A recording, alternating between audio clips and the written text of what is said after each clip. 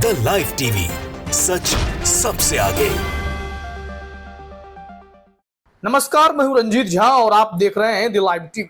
हरियाणा हिंसा पर मुख्यमंत्री मनोहर लाल खट्टर और डिप्टी सीएम दुष्यंत चौटाला के बयान ने मामले को और उलझा के रख दिया है।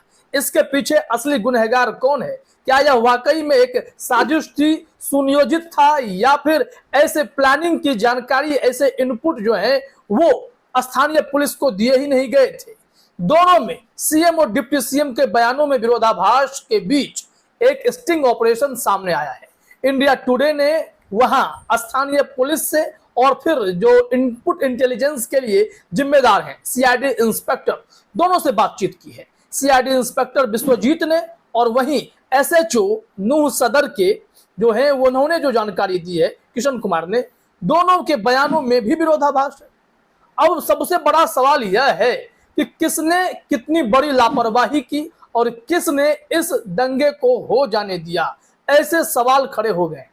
तो हम इस स्टिंग ऑपरेशन के कुछ हिस्से को आपके सामने रखेंगे, सुनाएंगे भी कि दोनों के बयान क्या कहते हैं। फिर तय करना पड़ेगा कि इस हरियाणा में क्या हो गया। यह हिंसा क्या सोची समझी साजिश ही थी या फिर बहुत बड़ी लापरवाही थी? दोनों बातें सामने आएंगी। तो चलिए शुरू करते हैं। सबसे पहले सुनेंगे कि सीआईडी इंस्पेक्टर विश्वजीत का क्या कहना है। उन्होंने कहा है कि हमने हरियाणा की सरकार को और हरियाणा पुलिस को इंफॉर्मेशन दी थी कि ऐसे भारी संख्या में लोग जुटने वाले हैं, यहाँ पर तलवारबाजी भी हो सकती है, नारेबाजी भी हो सकती है, लेकिन पुलिस ने उस हिसाब से एक्ट नहीं किया है। जरा सुनिए यहाँ पर। कल वाले जो रैली को लेकर कोई स्पेसिफिक इनपुट था आप लोगों की तरफ से? स्पेसिफिक इनपुट था, वही ये लोग यात्रा निकालेंगे तो इनका कम होगा कहीं कहीं। अच्छा, ये था। अगर ये निकलेंगे गांव के बीच से, ये तलवार लहराएंगे, फरसा लहराएंगे। तो सुना आपने, इतना ही नहीं, यहाँ जो सीआईडी इंस्पेक्टर साहब हैं उन्होंने और भी गंभीर बातें कही।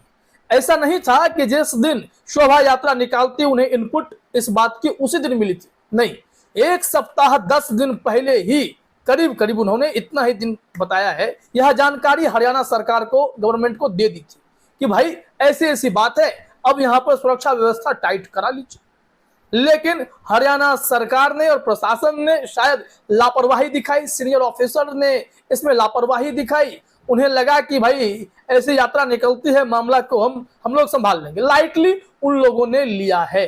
जरा यहाँ सुनिए सबसे पहले कि कैसे उनका कहना है कि 1 सप्ताह 10 दिन पहले ही हमने सरकार को इस मामले में इनपुट दे रखा था। तो क्या ये पहले से इनपुट आप लोगों ने नहीं दिया? सरकार को दे चुकी कितने दिन? आपको पता ही टाइम होता 10 दिन पहले ही। तो सुना आपने, ये सीआईडी इंस्पेक्टर साहब का बयान है। इस बयान में, चलिए वीडियो तो बहुत लंबा है, हम पूरा नहीं दिखा सकते, लेकिन कुछ स्क्रीनशॉट हमने ले लिया है, वो स्क्रीनशॉट आप देखिए। यहां अब समझना होगा कि सीआईडी इंस्पेक्टर ने कितने गंभीर आरोप सीनियर अधिकारियों पर भी लगाए हैं और उन्होंने मोनू मानेसर वाली बातों का भी जिक्र किया। अब यहां समझना होगा कि सीआईडी के इंस्पेक्टर विश्वजीत सीनियर अधिकारियों पर कितने गंभीर आरोप लगा रहे हैं। क्योंकि स्टिंग ऑपरेशन में वो बेबाक तरीके से सारी बातों को बोल रहे थे, तो हमने कुछ स्क्रीनशॉट लिए हैं, जरा अपने स्क्रीन पर देखिए। इसमें विश्वजीत का स्टेटमेंट है, senior officials thought they could manage the situation and disperse the crowd in case they went berserk, they took it normally lightly. 2 screenshot हमने पढ़े हैं और दोनों में एक ही बात है कि सीनियर अधिकारियों ने इसे बहुत ही लाइटली लिया। उन्हें लगा कि अगर भीड़ थोड़ी बढ़ भी जाएगी, अगर बेकाबू हो जाएगी तो हम लोग बहुत आसानी से इसे कंट्रोल कर लेंगे, लेकिन अफसोस ऐसा हुआ नहीं है।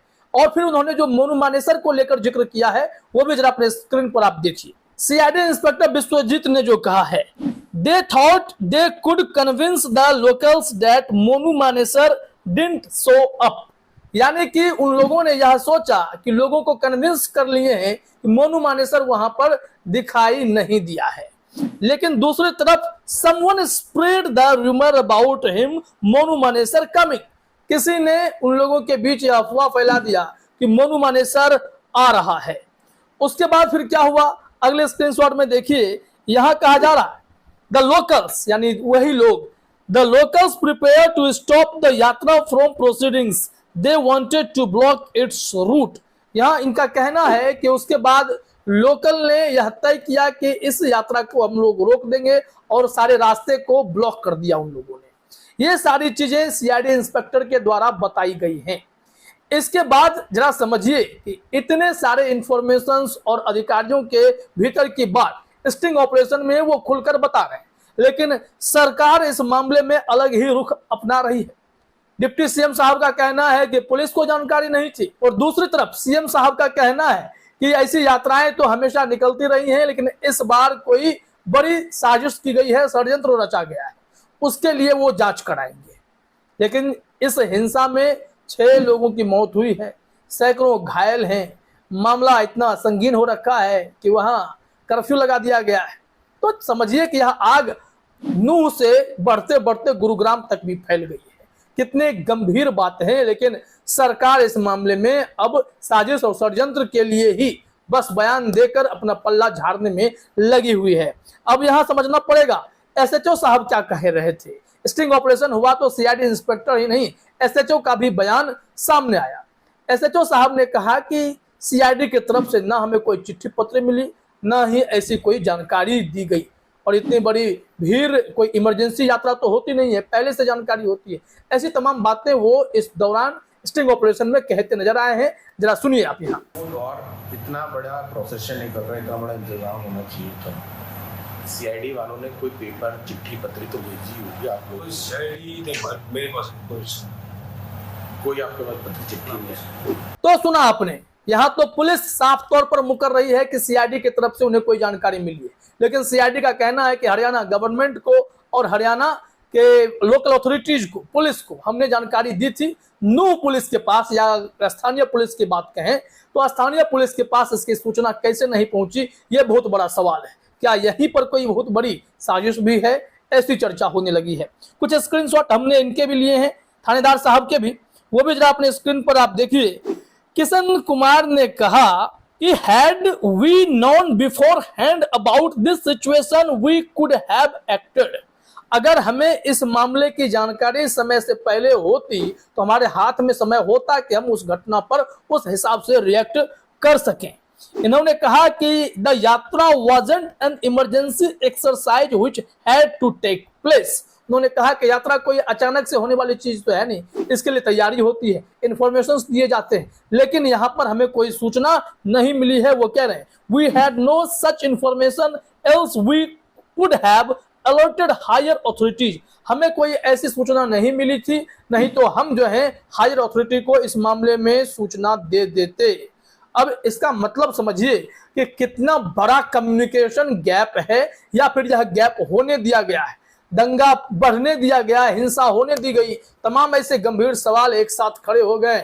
ऐसे में सरकार इस मामले में अगर कोई जांच कमेटी बिठाती है तभी बहुत बड़ी बातें सामने आ सकती हैं कि इस हिंसा के पीछे किसका क्या मकसद था, असली गुनहगार कौन था, क्या यह एक राजनीतिक षड्यंत्र था, या फिर संघियों की साजिश थी, या फिर बहुत बड़ा कम्युनिकेशन गैप था। तमाम पहलुओं पर अब जांच करने की जरूरत है, और दूध का दूध पानी का पानी हो जाए ये ज्यादा जरूरी है, क्योंकि स्टिंग ऑपरेशन में तो हरियाणा दंगे का जैसा सच सामने आ रहा है वो काफी मकर जाल से उलझा हुआ है और भयावह सा मालूम पड़ता है। फिलहाल इस वीडियो में इतना ही। आप सभी का हमसे जुड़ने के लिए बहुत बहुत धन्यवाद। द लाइव टीवी, सच सबसे आगे।